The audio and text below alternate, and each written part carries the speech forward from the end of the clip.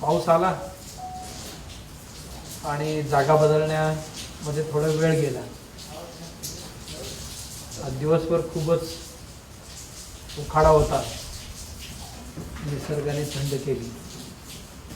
मी हे म्हणत होतो, हिमालयात निघालेले सुंदरसिंगजी जे वाटेवर पडलेला माणूस होता, त्याची उपचाराला लागले. त्या व्यक्तीची पाय घासता घासता घासता घासता सुंदरसिंगजींना घाम सुटला, शरीर गरम झाला आणि वाटाड्या होता तो निघून गेला. हळूच ज्या माणसाचा उपचार करत होते तो माणूस डोळे उघडला. सुंदरसिंगजींना बरं वाटलं की आपण एवढा प्रयास केल्यासारखा एक माणूस जागा तरी झाला. हळूच त्या माणसाला घेतले खांद्यावर आणि चालू पडले. मोठमोठे पाऊल टाकत निघाले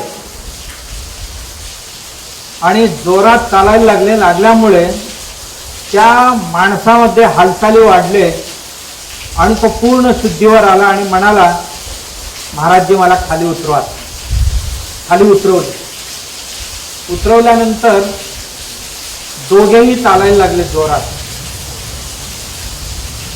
आणि रात्र होत चाललेले, संध्याकाळ झालेला होता. गाव दिसत होता पण थोडासा लांब होता. त्याच्या अलीकडेच अजून 2 किलोमीटरच्या आसपास असतानाच रस्त्याच्या बाजूला आणखीन एक माणूस पडलेला यांना दिसला. तेव्हा सुंदरसिंगजी म्हणाले, थांबूया 2 मिनिट, कोण आहे ही व्यक्ती पाहूया म्हणून. तोंडावरच पडलेली होती व्यक्ती, गारटलेली होती. पाय हात शरीर पूर्ण थंड पडलेलं होता.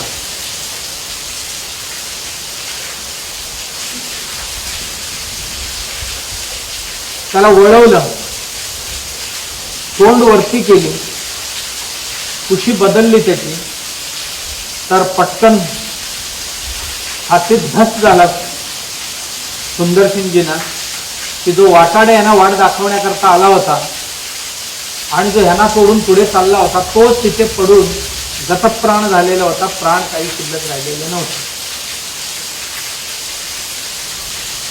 खूप वाईट वाटलं, पण काय करू शकले नाही त्यांच्यासाठी. का?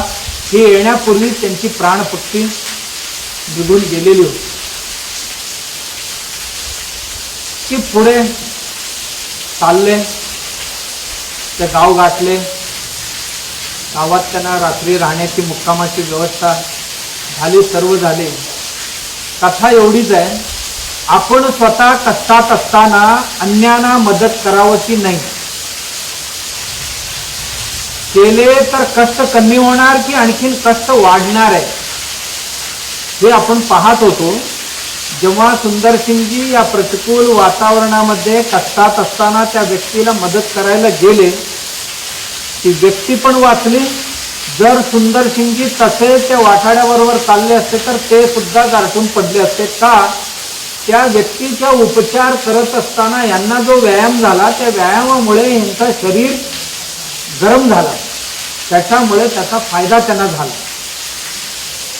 तात्पर्य असं की आम्ही कष्टात असताना दुसऱ्यांना मदत करावं की नाही करावं ही बऱ्याच लोकांची प्रश्न. मी असंच पाहत होतो, आमच्यातलंच एक तरुण गावात शिकलेला होता, खेड्यातला माणूस, MA केला होता. थोडासा MA केले की गावातलं छोटी मोठी कामं करायला लाज वाटते. भले शहरात जाऊन झाडलूट केला तरी चालते ऑफिसमध्ये, पण गावातलं काम म्हणजे शिकलेल्या माणसांना नको वाटतात कधीतरी. लग्नही झालं होता आणि दोघेही मिळूनच शहरात गेले. शहर म्हणजे मोठं नाही, छोट्या शहरात गेले. आणि एक छोटीशी खोली भाड्याने घेतली, बायकोला नोकरी भेटली. पण हा दिवसभर इकडी तिकडी एक मोडका सायकल होता जुना, तो घेऊन इकडी तिकडी फिरत होता. एके दिवशी संध्याकाळी येत होता घराकडे, कुठेतरी लांब गेला होता काम शोधायला, घराकडे येत होता. एकच विवंचना डोक्यात, आपण आलो शहरात आणि परत गेलो तर गावातली लोक काय म्हणतील, घरातली काय म्हणतील, आपला बेइज्जती होईल, अपमान होईल. माणसाना मृत्यूपेक्षाही अपमान फार वाईट वाटतो. माणूस उपाशी मरेल, वनवाशी मरेल किंवा अनेक कष्ट झेलेल, परंतु गावात गेलो तर घरची काय म्हणतील, गावातली काय म्हणतील, ह्याची वेदना त्याला जास्त असते. आणि ही बऱ्याच लोकांची परिस्थिती. जेवढा कष्टात दिवस काढत होता, बायको छोटीशी नोकरी करत होती, त्याच्यात दोघांचा गुजराण करायचा. आणि हा सकाळी उठला की चौथ्या सायकल घ्यायचा, यांच्याकडे जायचं, त्यांच्याकडे जायचा, मला काम मिळेल का हो, काम मिळेल का हो. मग त्याने विचारायचं, काय शिकलाय तुम्ही, काय अनुभव. अनुभव काही नाहीये, MA शिकलोय. मग ते MA शिकलोय, अनुभव काय नाही म्हटले की काम नाही म्हणायचे. लोकांची एक पद्धत आहे, एवढं शिकलाय आणि याला हलका काम देऊन चालत नाही, त्यामुळे याला कामच नाही म्हटलेले बरं. एका दिवशी घरी येत असताना रस्त्याच्या शेजारी एक गाडी थांबलेली होती, चारचाकी, आणि एक महिला गाडी समोर उभी होती, वैतागल्यासारखे दिसत होती. आणि हा आला, म्हणाला,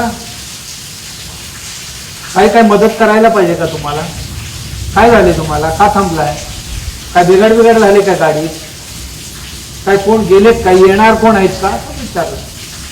तेव्हा एकदा ह्याच्याकडे बघितले तर कपडे सगळे मळकट जुने आणि दाढी केलेले नव्हता, जरासा केसही थोडी वाढलेली होती आणि थोडासा रुक्ष चेहरा. पाहिल्यानंतर मोठ्या घराण्यातल्या माणसांना अशांबरोबर बोलायला सुद्धा थोडा संकोच वाटतो, विश्वासाची वाटत नाही तशी माणसं. कारण आपली लेवलची आले तरच ते मन मोकळेपणे बोलू शकतात. कारण आजकाल माणसांना लेवलचीच लागतात बोलायला, खालच्या लेवलची चालत नाही. आणि लेवलची माणसं कधी कामाला येत नाही हेही बऱ्याच लोकांना माहिती असते. आणि तरी तो विचारत होता तळमळीने, काय मदत करू का मी तुम्हाला. ती शेवटी म्हणाली, गाडीतलं तेल संपलेले, 2 तास झाले मी इथे थांबलेले, कोण ट्रकवाल्याला हात केला तरी तोही थांबत नाही, बसवालाही थांबत नाही, मला जाऊन जवळपासच्या कुठेतरी पेट्रोल पंपावरनं तेल आणावं लागेल मला. तो म्हणाला, मी आणून देऊ का. ती लवकर होई म्हणे ना नाही म्हणे ना, का तर तिच्या मनात पाल चुकचुकते की एवढा दरिद्र आहे मोडका सायकलवाला, याला मी पैसे दिले तर घेऊनच गेला तर काय करायचं. कारण श्रीमंतांनी दिवसा सगळी लुटून नेला तरी चालतो, पण गरीबाला 10 रुपये देताना सुद्धा श्रीमंत लोकांची ही अवस्था असते. आणि श्रीमंतांनी किती लुटून नेला तरी आम्हाला कधी वाईट वाटत नाही, पण गरीबांनी 10 रुपये जरी आमचा नेला आणि लवकर परत नाही दिला तरी आम्ही सगळ्यांवर संशय घेण्याची आमची एक सामान्य मानसिकता आजकाल पाहतो आपण. तो म्हणाला, काय काळजी करू नका तुम्ही, म्हणाला मी घेऊन येईन तुम्हाला. पण शेवटी ती म्हणाली, याच्याशिवाय पर्यायच काय नाही, म्हणून त्याला तेल दिली आणि डब्बा दिली गाडीतलं काढून. तो गेला सायकलीने. दूरवर पेट्रोल पंप होता, 2-4 किलोमीटरवर जाऊन तो घेऊन आला. तासाभरात दिला, गाडीत भरला, डब्बा डिक्कीत ठेवला. ताई जावा म्हणाला, तुम्ही आता चिंता करू नका, पुढे जावा, पेट्रोल पंप आहे, मी तिथूनच आणले म्हणाला. आणि जाताना ती म्हणाली, यजमान धन्यवाद तुम्हाला, आणि मला मदत केलात तुम्ही. आणि त्याला धन्यवाद सांगून म्हणाली, आणि ही घ्या म्हणून मदत केल्याबद्दल त्याला एक 10 रुपये द्यायला गेली. तो म्हणाला, ताई मला पैसे नको. मानव धर्म आहे आपला. माणसं अडचणीत असताना दुसऱ्यांना मदत करणे ही माणुसकी आहे. आणि ती व्यवहार मी केलेले, माझं कर्तव्य मी केलेले, मी काय उपकार केलेले नाही तुमच्यावर. आणि मी कधीतरी अडचणीत असेल आणि मलाही अशी परिस्थिती येणार नाही का? जगात कोणाला येत नाही, सगळ्यांना येतात. मी काय आपल्यावर उपकार केलेले नाही, माझं कर्तव्य केलेले. आपण दुसरे कोणीही अडचणीत असताना पाहून पुढे जाणे हे मनुष्य धर्म नाहीये. पाहून त्यांना मदत करून जाणं ही आपलं कर्तव्य आहे. मी कर्तव्य केलं. कृपा करून मला नको, धन्यवाद, तुम्ही जावा, काय काळजी करू नका. ती पुन्हा एकदा त्याला धन्यवाद बोलली. तिला बरं वाटलं की मी ज्याच्यावर संशय घेत होते हा माणूस असा संशय घेण्याचा सारखा माणूस नाही, हे चांगला माणूस दिसतो. कपडे जरी मळकट असली, दाढी जरी केला नाही, केस जरी वाढले असतील थोडं, माणूस गावंढळ जरी दिसला तरी हा माणूस योग्य आहे असं तिला खात्री पटलं. म्हणून पुन्हा एकदा धन्यवाद बोलली आणि गेली. पुढे 5-6 किलोमीटरवर पेट्रोल पंप आणि पेट्रोल भरायला म्हणून पंपासमोर गाडी उभी केली आणि टोपण उघडून थांबले. तेवढ्यात एक महिला आली. तिला बघून हिला आश्चर्य वाटलं. तेल सोडायला बाई, आणि विशेष म्हणजे ती सुद्धा जवळजवळ 9 महिन्याची गर्भिणी स्त्री. आणि ते हसत हसतच आले. काय ताई, एकटेच दिसताय गाडीत का? कोण नाही आहे का ड्रायव्हर वगैरे, किंवा घरातले कोण नाही का? संध्याकाळ होत आले, तुम्हीच गाडी चालवत चाललाय, म्हणजे मला चिंता वाटते तुमचं बघून. किती लिटर टाकू? म्हणाले टाकी फुल करा. टाकी फुल केली. केल्यानंतर म्हणाले, ताई बघा, तुम्हाला भूक लागला असेल तर इथे बाजूला कॅन्टीन, आणि काय हवा गिवा भरायचं आहे का चाकाना? मग गाडी तिथे घेऊन या, मी हवा पण भरून देईन तुम्हाला. आणि जाता जाता म्हणाली, इतकं छान ताई, घराकडे सर्व फोन बिन लागलाय ना तुमचं? त्यांना सांगितलंय ना संध्याकाळ होत आलंय तुमचं, घरातली माणसं काळजी करण्याची शक्यता आहे, जपून जावं, काळजी घ्या, असं म्हणत म्हणत ती गेली. आणि तिला ही पैसे दिली. पैसे दिल्यानंतर ते बिल आणायला गेली. ते बिल आणेपर्यंत ती बाई निघून गेली. पंपाजवळ एक टेबल होता, तिथे थांबलेली होती. ती जाऊन ऑफिस मधनं बिल आणेपर्यंत ती निघून गेली. आणि हिची चिल्लर पैसे परत द्यायचं होतं, ही निघूनच गेली.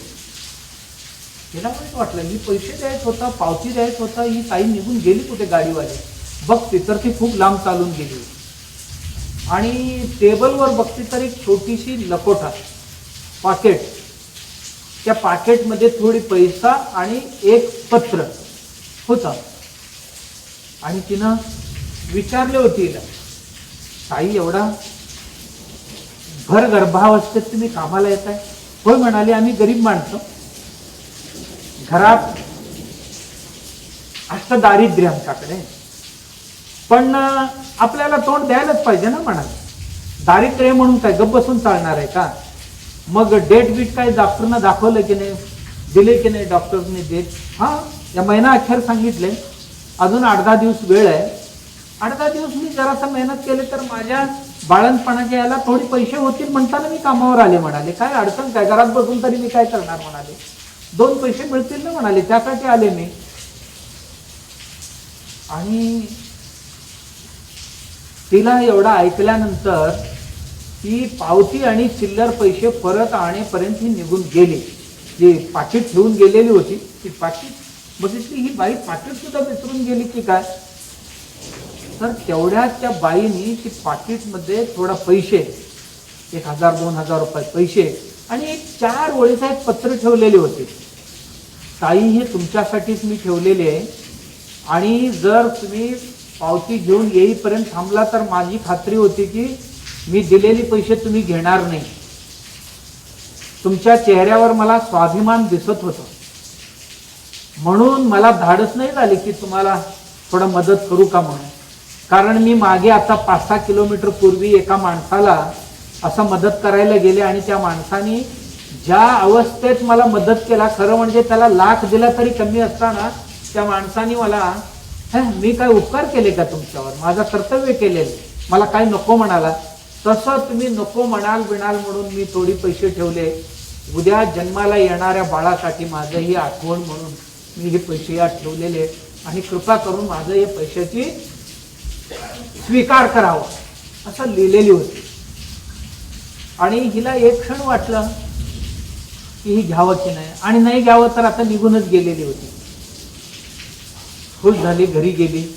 गेल्याबरोबरच नवऱ्याला म्हणाली, अहो देव आम्हाला कितीही कष्टात ठेवू द्या, या कष्टात सुद्धा अन्यांच्या कष्टात जर आपण हातभार लावली तर आमचा कष्ट वाढत नाहीये, आमची कष्ट कमी होतात.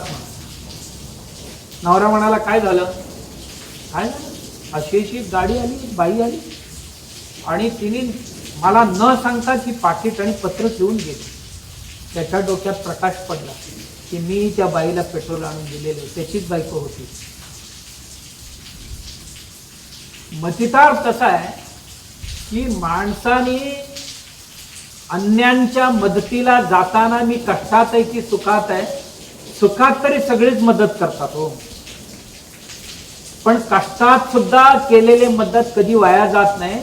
आणि कष्टात आम्ही असताना सुद्धा मदत करू तर आमचा आत्मस्थैर्य वाढेल, ते वाढेलच. त्याशिवाय कमी काय पडत नाही, कष्ट काय वाढत नाही. कष्टातला माणूस दुसऱ्यांना मदत केल्याने त्याची कष्ट कधी वाढत नाही. पण बऱ्याच लोकांना असं वाटते की आम्ही हजार अडचणीत सापडलो आणि आम्ही आता कोणाला मदत करायचं, कोणाच्या ह्याला धावून जायचं, असा आपण जे तात्सार मनोभावना धारण करतो हे ठीक नाही.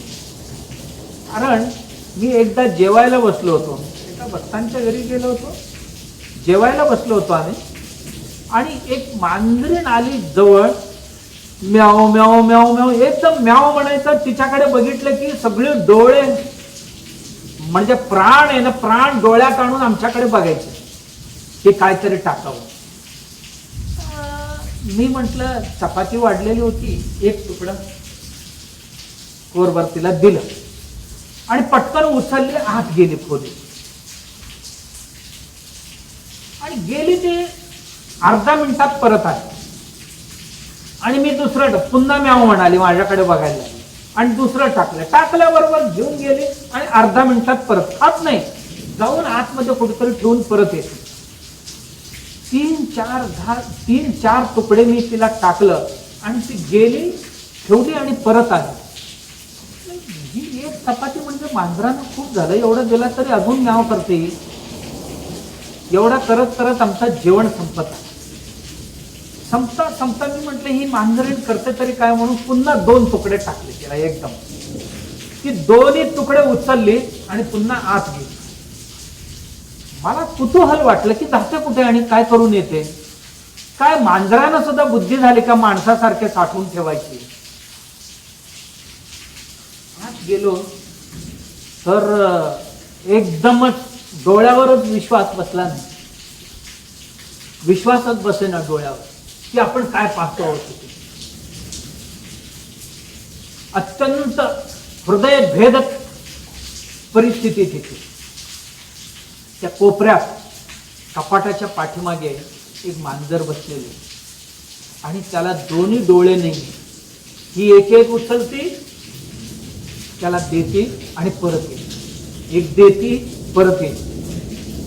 ही स्वतः उपाशी आहे, कष्टात आहे, आणि मिळालेले असताना मनुष्य काय करतो, मिळाले की आधी स्वतः खातो, मग नंतर जगलो वाचलो तर दुसऱ्यांना मदत करायचं म्हणतो. पण ही मांजरी त्याला द्यायची यायची, जोपर्यंत त्याची पोट भरत नाही तोपर्यंत ती खात नाही. मला इतकं हे वाटलं की अभिमान वाटलं त्या मांजराचा, ही मांजरिणीची बुद्धी जर माणसांकडे असतं तर या जगाचा काय झालं असतं असं वाटलं. असं माणसं नाही, असं नाही, आमच्या जगात अशी खूप पावलोपावली माणसं आहेत, पावलोपावली माणसं आहेत, नाही असं नाही. मागे आम्ही गेल्या वर्षी केरळला गेलो. वायनाडमध्ये जवळजवळ 100-150 लँडस्लायडिंग झालेली होती. म्हणजे अख्ख्या गावची गाव डोंगराखाली दबले गेलेली होती. आणि ती माणसं, तिथे सरकार नावाची चीज नव्हती, काही कोणाला मदत करणारं कोणी नव्हते, आणि सगळे आपदग्रस्त असल्या कारणाने कोण कोणाला मदत करणार तिथे. मग आम्ही गेलो होतो त्यावेळी 200-300 टन मटेरियल घेऊन, एक 50 लोक आम्ही गेलो. आणि मग केरळचे विविध भागात मदत करत करत करत करत वायनाडला आलो. आमची एक तळ वायनाडमध्ये होता आणि आपले कार्यकर्ते हे वायनाड अशी आहे की ही डोंगराळ भाग आहे आणि आदिवासींची जिल्हा आहे आणि आजही तिथे राहायला लोकांना घरं नाही की 2-4 अशी साठ्या लावून त्याच्यावर ताडपत्री लावून किंवा छप्पर घालून राहतात आणि कोणाकोणाची छोटी छोटी घरं आहेत आणि जी घरं होती ती काढले गेलेली होती आणि आपली कार्यकर्ते महिनाभराला लागेल एवढा काडी पेटीपासून सगळी जेवणाची भाजी बिजी सगळी चटई बेडशीट ब्लँकेट नोटबुक हे सगळी एक 30-32 किलोची बोजा प्रत्येकाने घ्यायचा खांद्यावर आणि एक घर इथे आहे तर दुसरं 1.5 किलोमीटर दुसरं घर अशी फिरून त्या घरांना मदत करत होती. आणि एका घरात गेली आपली कार्यकर्ते, एक म्हातारी होती, झक्क म्हातारी, वय झालेली होती, बघितलं तर वाटलं ती चालू पण शकणार नाही. आणि तिच्या घरासमोर जेव्हा आपली कार्यकर्ते जाऊन उभी राहिली, आजी ती घेऊ का आपल्या घरात? आजी म्हणाली, बाबा माझ्या घरात 2 दिवसाची जेवणापुरती आहे, मला फार तर ती चटई तेवढा द्या, मला अंतरायला पांघरायला काय नाही तेवढीच द्या, आणि माझ्या घरात कोण पोरं बाळा नाही, ते नोटबुक वगैरे मला नको आहे, आणि साडी बिडी काय मला नको, माझी आहेच म्हणा, पण बाळांनो माझं एक ऐकणार का तुम्ही? म्हणाले, का? तिथे पाठीमागे धऱ्यात खोऱ्यात एक घर आहे, ते पूर्ण उद्ध्वस्त झाले, त्या घरात माणसं 7-8 आहेत, तिथे कोणच जात नाही, आणि तिथे द्याल का? ते म्हणाले, आम्ही त्यांनाही देऊ, तुम्हालाही देऊ. नाही मला एवढी बस म्हणाले, मला एवढ्या 2-4 दिवसाची गरज लागलं तर पुरेशी, नंतर देव करेल काहीतरी, त्यांना द्या, त्यांच्या घरात काही नाही, 2 दिवस झाले ते उपाशी आहेत म्हणाले. मग ही मुलं म्हणाले, कुठल्या बाजूला? ती म्हातारी काठी टेकत चिखलात स्वतः आली, आजी तुम्ही सांगा, आम्ही नुसतं, बाबांनो तुम्हाला नाही घर सापडणार म्हणून. म्हणजे जी म्हातारी एवढी वयस्कर आहे, अष्टदारिद्र्य घरात, आदिवासी महिला, 2 दिवसाची जेवण तिच्या घरात आहे, आणि तिला महिनाभराचा शिदा देतो म्हटले तर ती म्हणते मला नको, तिथे अजूनही त्या घरातल्या लोकांना 2 दिवस झाली जेवण नाहीये, तिथे द्या. ही जी आपण कष्टात असतानाही दुसऱ्यांना मदत करण्याची जी प्रवृत्ती, ह्यालाच म्हणतात माणुसकी, आणि ह्यात असते सार्थक. ती घेऊन गेली तिथपर्यंत मदत करत. आणि परवाच्या पावसाळ्यामध्ये आमच्या कोल्हापूर जिल्ह्यातच असे काही गावांमध्ये अशी माणसं पाहायला मिळत होती, आपली घरची आणि आपली स्वतःची कष्ट सगळी बाजूला टाकून माणसांना पाण्यातनं बाहेर काढायला हजारो लोक धावत होते. ही वैशिष्ट्य आमच्याकडे, अशी माणसं काही आहेत आपल्याकडे, पण ही संख्या यांची मांदी आळी वाढण्याची गरज आहे. भित्र्या माणसांच्या मनातली भीती जाणं गरजेची. भित्री जाणं 1960 नंतर दुष्काळ बंगालमध्ये आलेला, त्या दुष्काळामध्ये माणसं खायला अन्न नसल्या कारणाने रस्त्यावरच मरून पडलेले होते, गुरं पडले होते, डोरं पडलेले होते, माणसांची प्रेत उचलायलाही कोण नव्हते, कोण आज मेलाय तर 2 दिवसांनी कोण मरतील.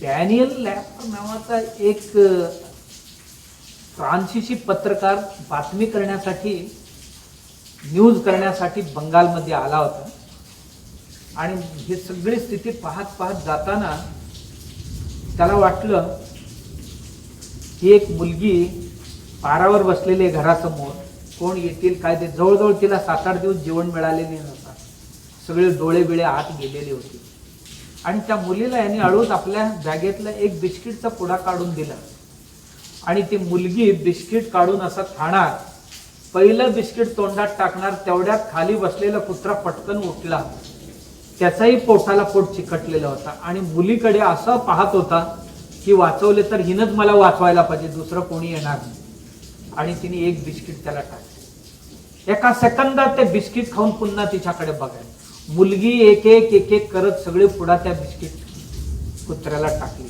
आणि तो फ्रान्सिसी पत्रकार त्या मुलीकडे पाहत होता. ही मुलगी स्वतः एवढ्या कष्टात आहे, हिला खायला अन्न नाही म्हणून मी हिला दिला, तर ही कुत्र्याला का टाकते?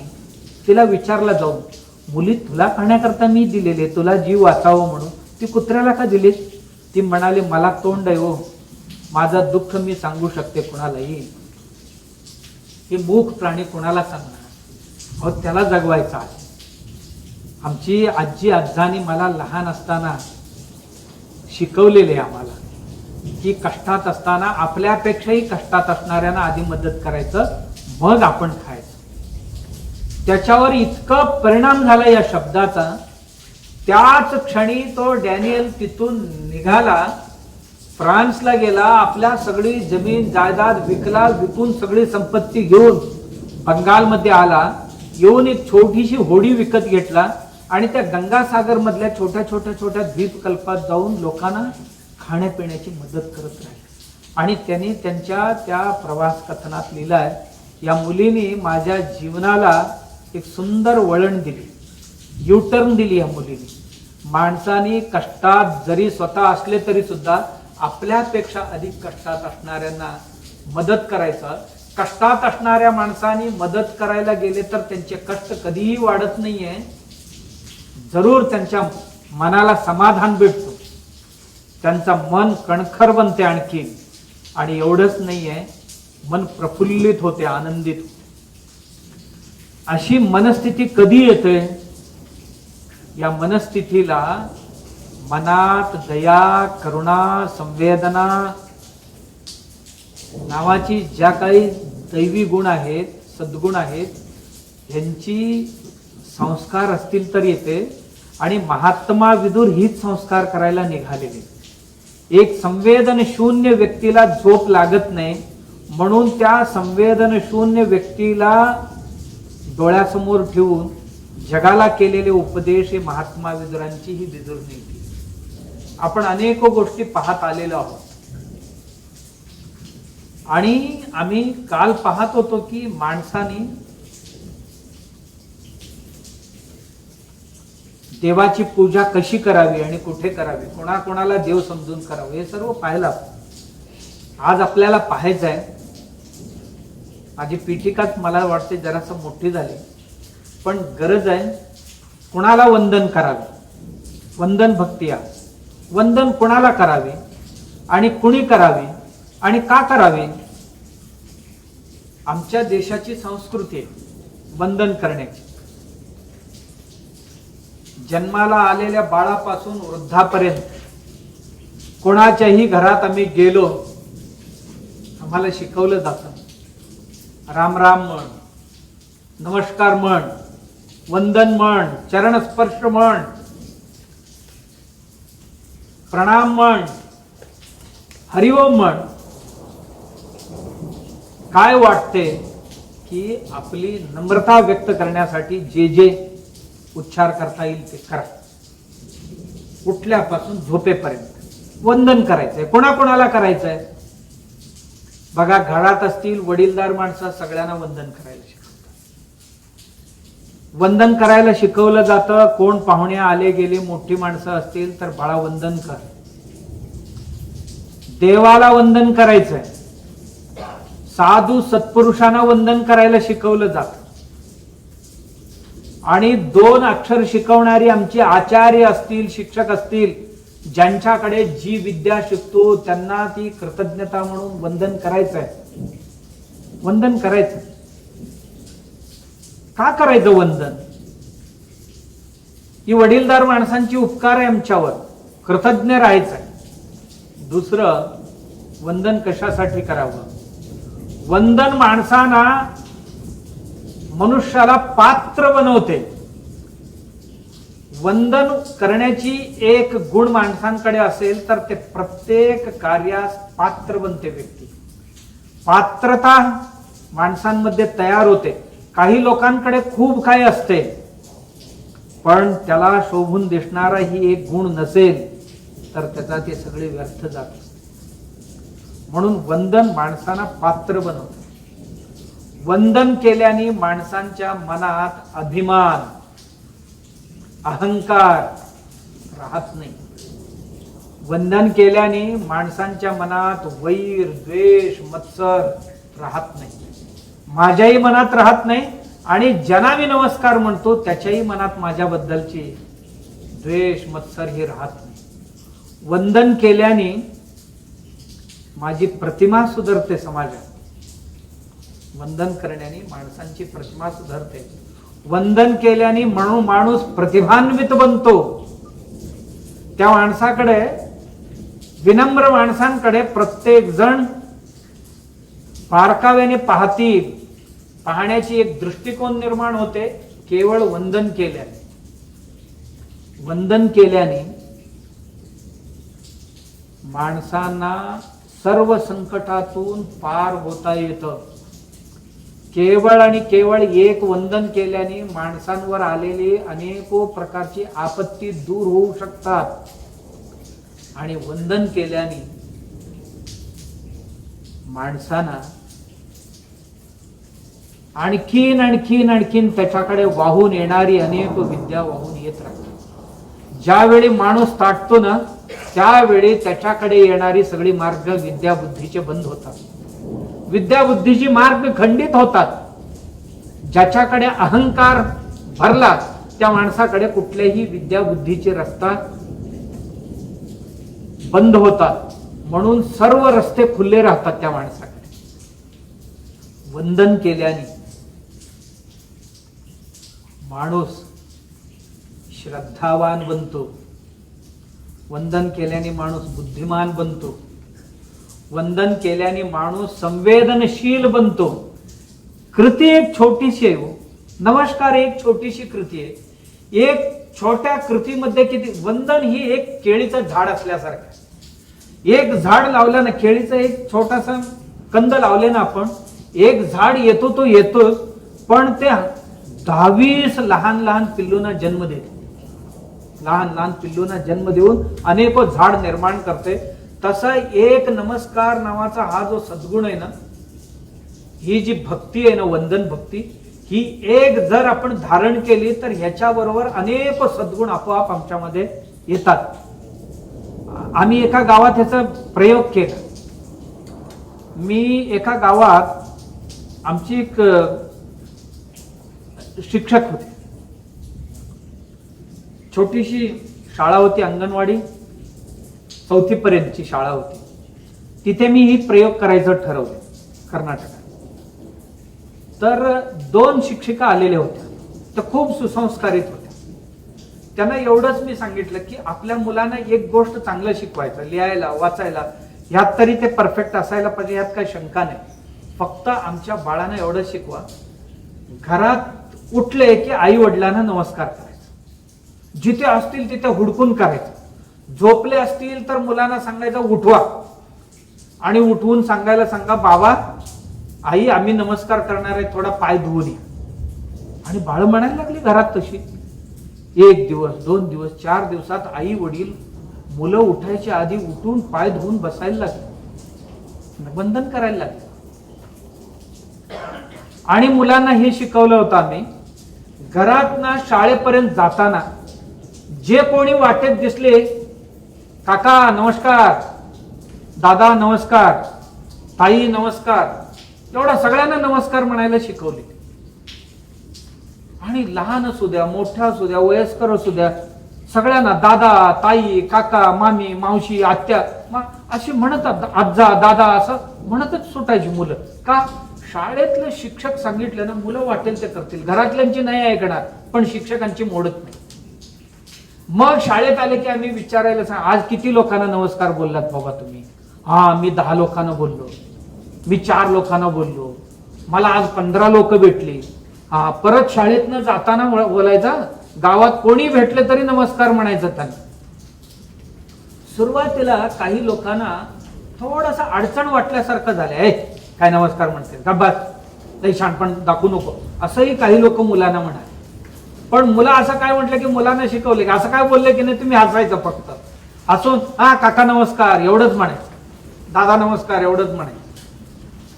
सगळ्यांनाच नमस्कार म्हणायला लागले. म्हणता म्हणता परिस्थिती अशी झाली, 15 दिवसात गावातली लोक सगळी मुलांनी नमस्कार म्हटले की बाळा नमस्कार हा, आणि कधी कधी मुलं नमस्कार म्हणण्या आधीच मोठी माणसं त्या मुलांना बाळा नमस्कार हा असं म्हणायला लागली. आणि हळूहळू गावात वातावरण असं झालं की एकमेकांना भेटले की अख्खा गाव एकमेकांना नमस्कार म्हणायला.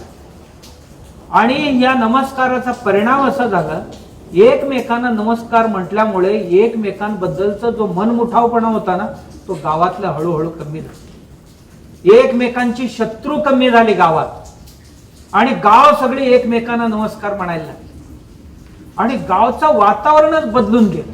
महिनाभरात ती मुलं रामराम म्हटल्याने, नमस्कार म्हटल्याने अख्खं गाव नमस्कारात परिवर्तित.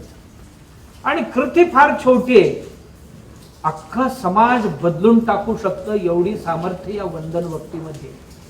आणि काय सांगावं आपल्याला, अशी आम्ही एक उपक्रम राबवतो आपल्या मठाच्या वतीने, विद्या चेतना नावाचा.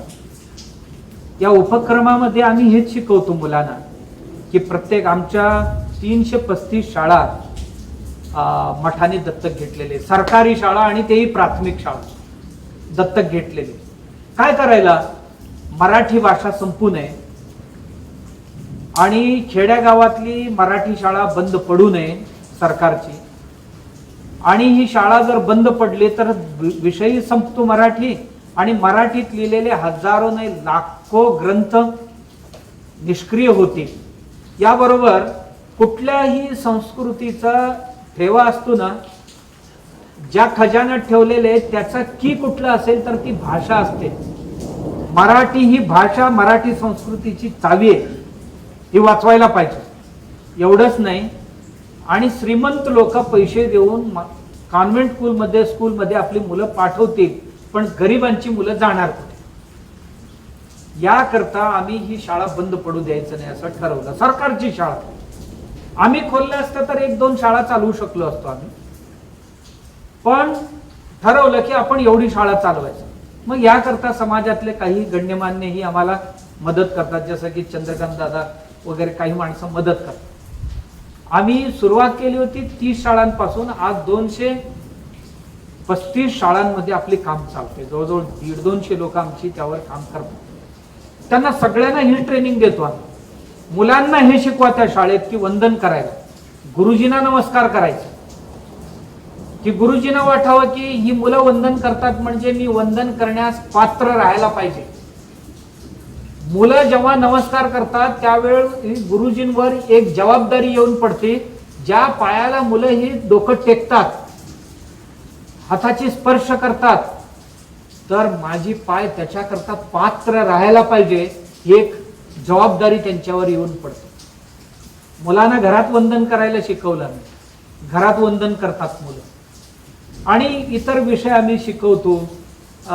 ज्या मुलांना लिहिता वाचता येत नाही त्यांच्यावर आमची शिक्षक काम करतात, सांस्कृतिक कार्यक्रम करतात. 10 शाळांवर एक आमचा फिजिकल एज्युकेशनचा शिक्षक असतो. तो 10 शाळांमध्ये टीम तयार करतो खेळाची, जिल्हा स्तरापर्यंत राज्य स्तरापर्यंत खेळायला जातील. अशी प्रत्येक गावात हे क्रियाकलाप आमचे चालतात. आणि एक काम आम्ही करतो, आजचा जो विषय आहे ना याला अनुसरून आपल्याला सांगायचं तर एक विषय आम्ही करतो, तो म्हणजे आई वडिलांची पाद्यपूजन प्रत्येक शाळेवर प्रत्येक वर्षी आम्ही करतो. पाद्यपूजन काय असते हे, की प्रत्येक बाळ आपल्या आई वडिलांना सांगते की उद्या सकाळी शाळेवर सामूहिक पाद्यपूजन आहे, मला पूजा साहित्य सगळे द्या. आई मग सगळी पाण्यापासून सगळी हळद, कुंकू, फुलं, तांदूळ, साखर आणि एक छोटासा निरंजन, आरती, चिताट, नारळ आणि त्यानंतर उदबत्ती, कापूर हे सगळे गोळा करून देते.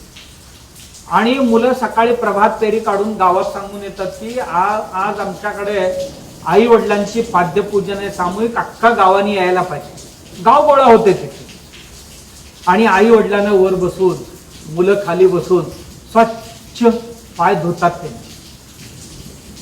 उगाच पाणी टाकावं असं नाही, स्वच्छ पाय धुतात. आणि पाय धुत असताना त्या बाजूला आमचा शिक्षक किंवा आमची कोणतरी संन्यासी जाऊन आई वडील म्हणजे देव कशी आहेत आणि मुलं म्हणजे ही देवाघरची फुलं कशी आहेत हे एक सांगतात, चांगलं समजावून. आणि सांगत सांगत सांगत इतकं भावपूर्ण वातावरण बनतं आणि मुलांची पूजा मंत्रोच्चाराने होत राहतं. आणि ज्यावेळी आरती म्हणायची वेळ येते आणि आशीर्वाद द्यायची वेळ येते त्यावेळी आम्ही सांगतो की आई वडिलांना दोघेही आता मुलाच्या मस्तकावर हात ठेवा. मुलगा पाय धरलेले आहे, मुलगी पाय धरलेले आहे, आई वडील डोक्यावर हात ठेवलेले. अशा वेळी मुलांना आम्ही सांगतो प्रतिज्ञा म्हणा तुम्ही. आई वडिलांना रोज नमस्कार करणार, आई वडिलांची आज्ञेची उल्लंघन करणार नाही, आई वडिलांना उद्धट उलट बोलणार नाही, असं शपथ त्या मुलांकडनं घेतो. आणि त्याच वेळेला आई वडील मुलांच्या डोक्यावर हात ठेवलेले आहेत ना, त्यावेळी आम्ही आई वडिलांना शपथ घ्यायला लावतो की तुम्ही शपथ घ्या की मुलं घरात असताना, अभ्यास करत असताना आम्ही टीव्ही रेडिओ वापरणार नाही. अभ्यास करताना. आणि मुलं घरात असताना आम्ही नवरा बायको कुठल्याही तंबाखू पासून दारूपर्यंत कुठलंही व्यसन करणार नाही. 2.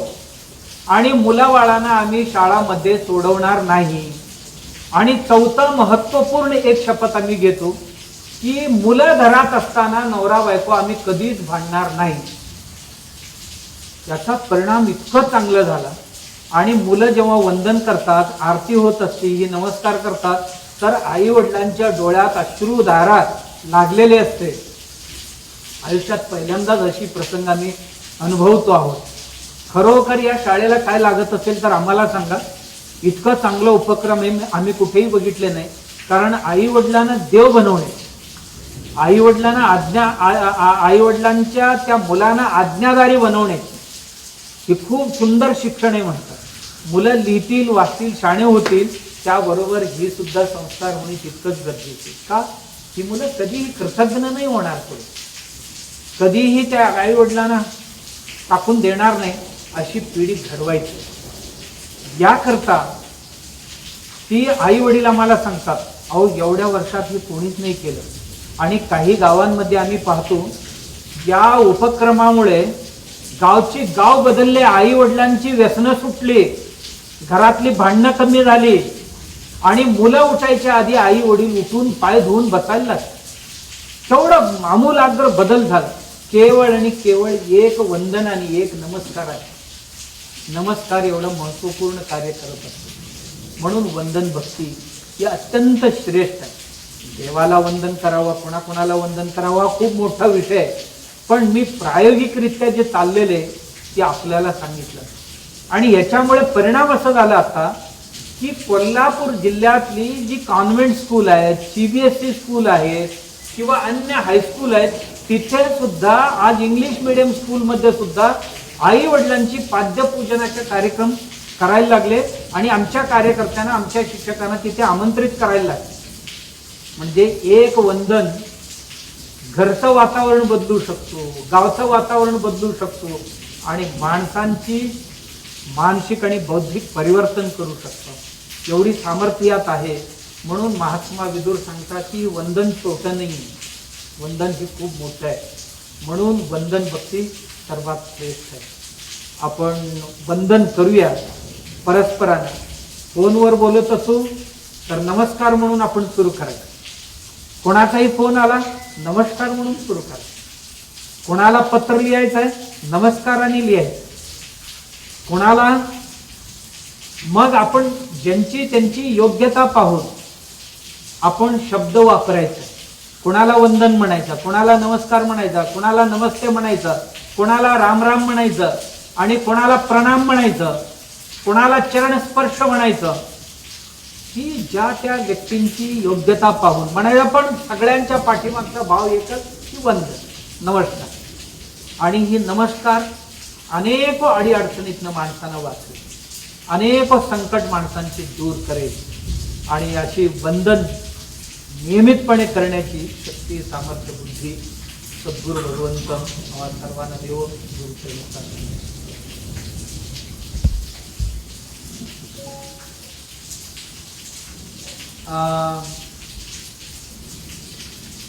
श्यामप्रियाजी थोडासा अंधार पडत चाललंय. अरे आधीच लाईट लावायला पाहिजे.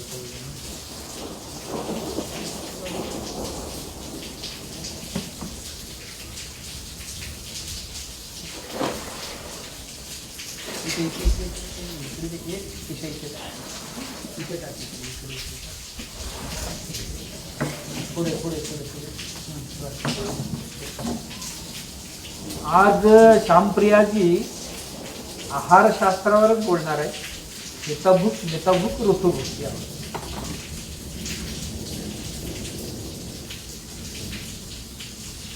धन्यवाद स्वामी जी. धन्यवाद स्वामी जी. ओम श्री गुरुभ्यो नमः. परम पूज्य स्वामी जी और मेरे आयुर्वेद के आचार्य वैद्य तेज जानी जी के आशीर्वाद से आज हम लोका आयुर्वेद का 22वां सत्र शुरू करने जा रहे हैं. और मैं स्वामी जी के श्री चरणों में और भगवान के श्री चरणों में वंदन करूंगी कि वो हमें इसे समझने और सुनने की शक्ति प्रदान करें. तो जैसा कि हम कल चर्चा कर रहे थे कि आयुर्वेद में आहार के बारे में बहुत ही कुछ बताया गया, क्योंकि ये एक हमारा स्वास्थ्य बनाने का अभिन्न अंग है. तो फिर उन्होंने बताया कि इतने सारे आहार शास्त्र हैं जो लिखे गए थे, लेकिन आम आदमी के लिए उसको पढ़ना संभव नहीं था. तो उन्होंने एक बहुत साधारण सा सूत्र भी हमें बता दिया था, और वो है हितभुक, मितभुक और ऋतभुक. तो इसको थोड़ा सा, क्योंकि हम हमेशा ही कहते हैं कि आज की तरह से हमें समझाओ, हमें आज के हिसाब से उसका लॉजिक समझना है, उसका लॉजिक बताइए. तो थोड़ा सा आज के हिसाब से भी इस सूत्र को समझ लेते हैं कि किस तरह से ये जो पूरा सूत्र है हितमुख, मितमुख और ऋतमुख, कैसे ही पूरे हमें स्वास्थ्य देने के लिए आहार को सही तरह से किस तरह से लेना, कैसे लेना, उसका एक कंप्लीट सूत्र कैसे है, थोड़ा इसको समझ लेते हैं. तो थोड़ा पहले आज की डाइट एंड न्यूट्रिशन की हम बात करते हैं. आज की जो मॉडर्न साइंस है वो डाइट और न्यूट्रिशन मतलब आहार के बारे में वो क्या कहती है. तो वो कहते हैं कि वो फ्रेश होना चाहिए. जो भी हम खाना खाएं वो फ्रेश होना चाहिए. तो फ्रेश ये मैं आपको साथ साथ बताऊंगी कि आयुर्वेद में फिर फ्रेश का मीनिंग क्या बताया, क्योंकि आयुर्वेद में भी बताया कि शुद्ध होना चाहिए, ताज़ा होना चाहिए. तो मॉडर्न साइंस में उसको फ्रेश बोलती है. तो फ्रेश मीन्स क्या कि अगर माइक्रोवेव में वो गर्म करके तभी हमें दिया गया तो वो फ्रेश है, या गर्म उसी टाइम आपने बेकरी में तो बहुत दिन से पड़ी रहती हैं चीज़ें, लेकिन माइक्रोवेव में जब आपको गर्म करके देते हैं तो उसको बोलते हैं बहुत फ्रेश है. तो क्या हम उसको ताज़ा बोलेंगे? तो ताज़ा किसको बोला गया उन्होंने, फ्रेश की परिभाषा क्या थी? तो हमारे आयुर्वेद के ऋषि ने बताया कि फ्रेश का मतलब कि आपको जो खाना आपने बनाया वो 3 घंटे में या 2 या 3 घंटे में आपको खाना है, तब उसको आप ताज़ा बोलोगे. ये नहीं कि आपने 7 दिन पहले कोई बेकरी आइटम बना के रख दी है, उसमें प्रिजर्वेटिव डाल के रख दिए हैं और बाद में आप माइक्रोवेव में उसको गर्म करके खा रहे हो तो वो ताज़ा है. और भगवत गीता में भी भगवान ने बताया कि सात्विक भोजन, ताज़ा भोजन किसे कहा गया, राजसी भोजन किसे कहा गया, तामसी भोजन किसे कहा गया. तो उन्होंने बहुत क्लियरली मतलब कि ताज़ा की परिभाषा उन्होंने सही से बताई थी.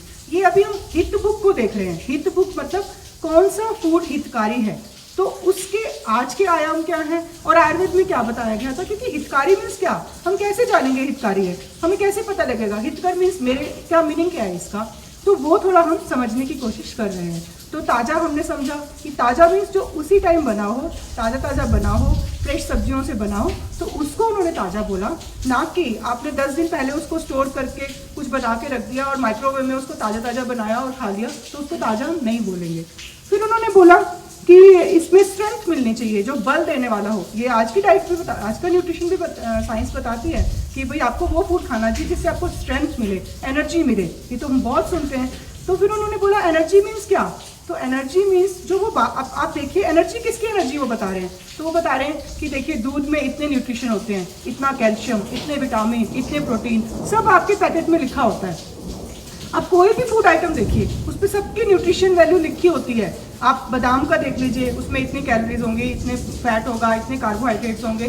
तो हर फूड प्रोडक्ट पे उन्होंने उसकी न्यूट्रिशन वैल्यू लिखी होती है. आज तो हम उसको समझते हैं कि ये बहुत हेल्दी है. हाँ ठीक है, समझ लिया हमने, वो बहुत हेल्दी है. लेकिन वो हेल्दी है और वो जो बात कर रहे हैं वो सब प्रोडक्ट्स के हेल्दी होने की बात कर रहे हैं. लेकिन क्या वो मेरे लिए हेल्दी है? तो ये तो किसी ने बात की नहीं. हाँ वो चीज़ें बहुत हेल्दी हैं, मैं मानती हूँ. बादाम बहुत हेल्दी है, हाँ फ्रूट बहुत हेल्दी है, केला बहुत हेल्दी है, हाँ दूध पीना बहुत हेल्दी है, क्योंकि दूध हेल्दी है. हाँ बिल्कुल, हमारे ऋषियों ने भी कहते हैं कि ये तो संपूर्ण आहार है, ये तो अमृत है. लेकिन क्या वो मेरे लिए अमृत है? क्या वो मेरे लिए हेल्दी है? बादाम तो बहुत अच्छा है, क्या वो मेरे लिए हेल्दी है? तो उन्होंने जो भी बातें की, आज के डाइट और न्यूट्रिशन जो भी बता रहा है हमें, तो वो फूड के बारे में बता रहा है. फूड आइटम की न्यूट्रिशन वैल्यू फूड आइटम की हेल्थ के बारे में बता रहे हैं ज़्यादातर, कि आपकी थाली में एक आपका ये खाना है, आपको ये खाना है, ये हेल्दी है, ये सब चीज़ें हेल्दी है, आपको ये खाना है। पर क्या वो मेरे लिए हेल्दी है? क्या मुझे सूट करती हैं? तो ये तो मेरे से किसी ने पूछा ही नहीं कि आपकी बॉडी टाइप क्या है। डाइटिशियन से जब हम बनाने गए थाली या हमने डाइट प्लान करवाया, उसने डाइट प्लान कर दिया, क्योंकि उसने जो फूड आइटम्स पढ़ी उसकी न्यूट्रिशन वैल्यू के हिसाब से उसने हमारी डाइट प्लान की। लेकिन क्या उसने पूछा कभी कि मेरी बॉडी टाइप क्या है, मेरे मन की स्थिति क्या है खाने के टाइम में? तो क्या ये सब चीज़ें आहार खाते हुए, लेते हुए, पचन करते हुए क्या इफेक्ट नहीं करती हैं? क्या हमारा मन हमारे शरीर से अलग है? तो ये तो हो गई। अभी जो मैं एक एक पॉइंट आपको बता रही हूँ, हितकारी मीन्स क्या, हित बुक का मीनिंग उन्होंने क्या बताया था। तो हमने देखा कि ताज़ा होना चाहिए, फिर उन्होंने बोला बलदायी होना चाहिए, तो हमारे ऋषि उन्होंने बताया बिल्कुल बलदायी होना चाहिए। लेकिन द्रव्य के गुण तो उन्होंने बताए, उन्होंने भी फूड आइटम की बताए गुण कि कौन सी शाक में क्या गुण होते हैं, कौन सी दाल में क्या गुण होते हैं, ये उन्होंने भी बताया था। उनको द्रव्य गुण विज्ञान जो मैंने कल आपको बताया उन्होंने बताया। लेकिन इसके साथ साथ उन्होंने ये भी बताया कि आपकी अग्नि बल क्या है, आपकी बॉडी की जठराग्नि क्या है, आपकी बॉडी की प्रकृति क्या है, आप किसी ऋतु, उस ऋतु का बल क्या है, जो आप रस खा रहे हो उनका बल क्या है, तो आपको वो भी देखना है। तो इन्होंने हमारे बारे में भी सोचा कि ये जो खाने वाला है, जो भुगता है, जो इसको खा रहा है, उसका नेचर क्या है, जो क्योंकि खाने के बाद जाएगा कहाँ? आहार तो बहुत अच्छा है, सब आहार अच्छे हैं, सब द्रव्य अच्छे हैं, लेकिन उसको खाने के बाद तो वो हमारे अंदर जा रहे हैं, तो उसका इफेक्ट तो हमारे अंदर हो रहा है। तो हमारे बारे में भी तो थोड़ा बताना चाहिए ना कि जो खाने वाला है उसकी क्वालिटीज क्या होनी चाहिए, हेल्थ तो उसकी बननी है। तो थोड़ा सा हमने ये पॉइंट समझा कि स्ट्रेंथ की बात की हमारे ऋषि मुनियों ने भी और आज की साइंस ने भी।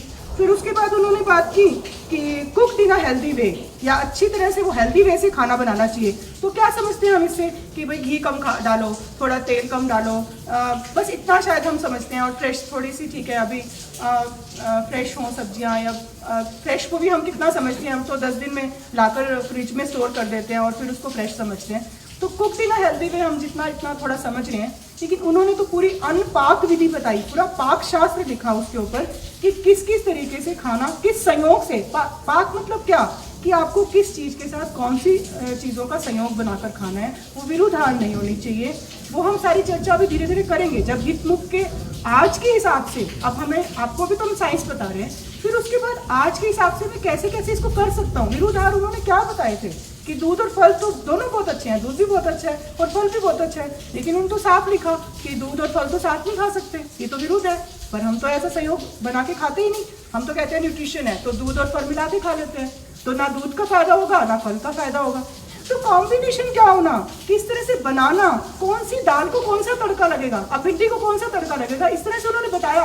क्योंकि हर सब्जी के अपने गुण होते हैं और एक मसाला जो है वो उसके गुणों को वृद्धि करता है, या उसके जो हमें ना पचने की चीज़ें होती हैं उस सब्जी में, उसको ठीक करने के लिए वो मसाले डाले जाते हैं। तो ये पाक विधि थी जिसमें उन्होंने पूरा बताया कि आपको कैसा खाना बनाना। तो कुक्ड इन अ हेल्दी वे को हमें बहुत डीपली समझना पड़ेगा, बहुत अच्छे से समझना पड़ेगा। ये कोई छोटी मोटी चीज़ नहीं है कि cooked in a healthy way just बोल दिया तो हमने तेल कम डाल लिया या उबली सब्जियां खा ली तो वो हेल्दी वे हो गया। फिर उसके बाद उन्होंने बताया कि उसके बाद जिस तरह से उन्होंने मन का भी बताया कि आपको हितकारी मन की स्थिति क्या है जब खाना खाते हैं, ये तो है बनाने की और खाने की भी बताई। अनपान की भी इसलिए बताई क्योंकि मन की स्थिति भी मैटर करती है। आप किस मूड में खाना खा रहे हो। अगर आपका कहते हैं कि मूड अच्छा नहीं है कभी कभी, तो वो डाइजेस्टिव जूसेस निकलेंगे ही नहीं, जो पचन करने वाले रस हैं वो निकलेंगे ही नहीं। तो आप अगर खा भी रहे हो तो वो अजीर्ण हो जाएगा, वो आपको कभी भी पचेगा नहीं, वो आपको टॉक्सिन क्रिएट करेगा, उसका फायदा नहीं होगा, आपको नुकसान होगा। पर ये तो उन्होंने बताया नहीं। हितकारी मीन्स क्या कि जब मन की स्थिति क्या हो तभी वो खाना तभी हितकर है। तो ये छोटे छोटे पॉइंट्स जस्ट हम समझने के लिए कि आप कहते हैं कि ये हित बुक कैसे है, ये कैसे साइंस है, इसको मुझे बताओ क्यों ये साइंस है। तो हम वो समझने के लिए आज थोड़ा कोशिश कर रहे हैं। फिर इसकी डिटेल चर्चा तो हम करेंगे कि हाँ अनपान विधि आजकल के टाइम में क्या होनी चाहिए। थोड़ा सा पाक विधि भी अगर जितना होगी हम कोशिश करेंगे, पर अनपान का ज़्यादा हमारा कंसर्न रहता है आजकल। और थोड़ा सा अब मिथ बुक भी देख लेते हैं कि मिथ बुक मीन्स क्या कि मात्रा के हिसाब से खाना, अपना जो भी आपका खाते हैं आप उसको थोड़ा सा कम खाना, 2 नेवले कम खाना, 2 bites less, eat 2 bites less, ये थोड़ा हम आजकल सुनते हैं। तो उसका साइंस क्या था, क्यों मुझे मात्रा से कम खाना है, क्यों वो पचन नहीं होगा। तो ये भी उन्होंने पूरा उसके लिए एक अध्याय लिखा है, मात्रा शीतलीय अध्याय, जो हम कल एक एक करके लेंगे। आज जस्ट हम इसकी साइंस जान रहे हैं। तो अब जैसे अब आज के ट्रेंड में तो मात्रा उन्होंने बताई नहीं थी, अब आज के ट्रेंड में कैसे मात्रा बताते हैं कि 20 कैलोरी या 100 कैलोरी एक एडल्ट के लिए उसको पर एक दिन में लेनी चाहिए। सपोज एक एग्जांपल कि एक एडल्ट को इतनी कैलोरी एक दिन में लेनी चाहिए, ये उनको बता देते हैं। तो ये तो हुई एक डाइट फिक्स कर दिया आपने, पर हर एडल्ट की कैपेसिटी अलग है, हर एडल्ट की प्रकृति अलग है, हर एडल्ट की क्षमता अलग है, हर एडल्ट की मन की प्रकृति अलग है, मन की स्थिति अलग है, तो फिर कैसे मात्रा फिक्स करेंगे? तो इसकी पूरी साइंस उन्होंने मात्रा शीतलीय अध्याय से बताई है कि हाँ हम कैसे फिक्स करेंगे। फिर एक कॉन्सेप्ट है मात्रा में कि थोड़ा थोड़ा धीरे धीरे खाना, थोड़ा थोड़ा बीच बीच में खाना, ये भी हम आजकल सुनने में आते हैं, बहुत सारे डाइट प्लान ऐसे भी आ रहे हैं कि थोड़ा थोड़ा कभी कभी खाएं, लेकिन उन्होंने ऐसे नहीं बताया था। उन्होंने बोला ऐसे से अगर आप ऐसे खाओगे तो आपकी जठराग्नि पे क्या इम्पैक्ट होगा और उससे विषमाशन हो सकता है कि वो आपके लिए विष बन सकता है खाना। तो इसकी भी हम कल हम मिथ बुक को लेंगे पहले, तो इसकी हम थोड़ा थोड़ा कल चर्चा करेंगे। और एक लास्ट जो है ऋतु बुक, तो ऋतु बुक का जो मतलब है वो दो तरीके से लिया जा सकता है, ऋतु के हिसाब से खाना और किस रीत से खाना, तो ये दो तरीके से लिया जा सकता है। तो सीजन के हिसाब से तो आजकल हमने तो देखा नहीं कि हमारी डाइट या हमारा जो कल अभी मॉडर्न साइंस है वो तो कहती है कभी भी कुछ भी खा सकते हैं 24 घंटे, क्योंकि आपको हमने सब कुछ अवेलेबल करा दिया है, ग्लोबलाइजेशन हो गई है, तो आप कभी भी कुछ भी खा सकते हो। तो सीज़न के हिसाब से तो शायद वो चर्चा बहुत कम नहीं करते हैं, लेकिन सीज़न का क्यों इम्पैक्ट है, क्योंकि सीज़न हम इस प्रकृति का हिस्सा है, तो सीज़न हमारे शरीर पे इम्पैक्ट डालते हैं, इसलिए वो साइंस भी उन्होंने पूरी बताई है और इसके बारे में हमने चर्चा भी की है थोड़ी। और जो एक रीत किस रीत से खाना, ये भी कई लोग इसका मीनिंग निकालते हैं, तो उसका मतलब है कि किस रीति से खाना बनाया गया, किस मनोभाव से खाना बनाया गया। मीन्स पहले आजकल क्या हमारा खाना जनरली कभी हमारी मेड लगी होती है खाना बनाने वाली, या कोई हम कुक लगाते हैं खाना बनाने वाले, तो जो उसके भाव होंगे वो खाने में जो बनाता है वो उसके वैसे भाव जाते हैं और हमारे मन की स्थिति भी वैसी होती है। तो इसलिए कहा गया कि किस रीत से खाना बनाने वाले के मन की स्थिति क्या है, खाना बनाते हुए भाव क्या है। और अगर आपने ये खाना बना रहे हैं, आपने किसी के पैसों से छीन के तो ये सब्जी नहीं लेके आए, आपने किसी का छीना हुआ आहार तो नहीं खाया, तो ये सब चीज़ें भी हमारे मन पे हमारे शरीर पे इम्पैक्ट डालती हैं। तो रीति का और ऋतु का वो ऋतु बुक में उन्होंने बहुत अच्छे से बताया था। तो ये है एक्चुअली हमारी जो मॉडर्न डाइट एंड न्यूट्रिशन है, उसमें जो हमें थोड़ा बिखरा हुआ ज्ञान मिल रहा है और इनकम्प्लीट ज्ञान मिल रहा है, जिसको हम न्यूट्रिशन समझ रहे हैं, जिसको हम हेल्थ समझ रहे हैं, तो उन्होंने तो इसके बारे में पूरा स्टडी करके एक आसान सा सूत्र हित बुक, मित बुक, ऋत बुक, जिसको हम थोड़ा थोड़ा आगे समझेंगे तो बहुत ईजी तरीके से उन्होंने हमें दिया। तो हमें लगता है कि अब हमारे लिए इतना तो समझ आ गया होगा कि हाँ, हमारी जो आयुर्वेद की साइंस है वो वाकई में ही उसकी हर एक चीज़ में कुछ ना कुछ हमें हमारा स्वास्थ्य छिपा है। वो ऐसे ही नहीं है कि उन्होंने कुछ सूत्र दे दिया और हमें फॉलो करने के लिए बोला। तो आशा करते हैं कि हम इसे ज़रूर फॉलो करेंगे। तो इसी के साथ हरिओम तत्सत। स्वामी जी के चरणों में वंदन और धन्यवाद। स्वामी जी। श्यामप्रिया जी धन्यवाद। तर शरीरासाठी हितावह कुठलं आणि किती प्रमाणात खाणं गरजेचे आणि योग्य वेळ कोणतं जेवणाकरता ते सर्व सांगितलं शास्त्रीय पद्धतीने। आणि हा विषय खूप मोठा आहे, अन्नपान विधी खूप मोठा आहे, येत्या आणखीन काही दिवसांमध्ये सांगत जातील।